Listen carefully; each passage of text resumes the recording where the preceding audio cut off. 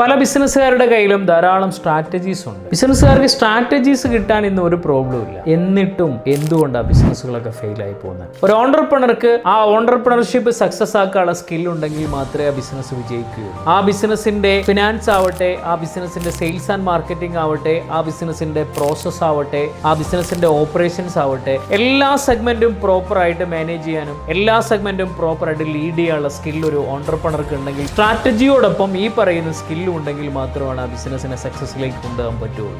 Skill ഉണ്ടെങ്കിലും തന്നെ ആ ബിസിനസ്സിൽ ഒരു പ്രോപ്പർ സിസ്റ്റം അവിടെ അപ്ലൈ ചെയ്യണം. ഓരോ കാര്യങ്ങൾക്കും വളരെ ഇഫക്റ്റീവ് ആയിട്ടുള്ള ഒരു സിസ്റ്റം ആ ബിസിനസ്സിൽ ഉണ്ടെങ്കിൽ മാത്രമാണ് ബിസിനസ് ഡെഫിനറ്റ്ലി സക്സസിലേക്ക് പോവുകയുള്ളൂ. നല്ലൊരു സക്സസ്ഫുൾ ആയിട്ടുള്ള ഒരു ബിസിനസ് ആക്കി നിങ്ങൾക്ക് നിങ്ങളുടെ ബിസിനസ്സിനെ മാറ്റണമെന്നുണ്ടെങ്കിൽ നിങ്ങൾക്ക് നല്ലപോലെ ബിസിനസ് സക്സസ് ആക്കാനുള്ള സ്ട്രാറ്റജീസ് എല്ലാം നിങ്ങൾക്ക് അറിഞ്ഞിരിക്കണം. ആ ബിസിനസ് വിജയിക്കാനുള്ള ധാരാളം സ്കിൽ സെറ്റ് നിങ്ങൾ നേടിയിരിക്കണം. ദെൻ ആ ബിസിനസ് സക്സസ് ആക്കാനുള്ള പ്രോപ്പർ സിസ്റ്റം നിങ്ങളുടെ ബിസിനസ്സിൽ നിങ്ങൾക്ക് അപ്ലൈ ചെയ്യാനും പറ്റണം എന്നുള്ളതാണ്.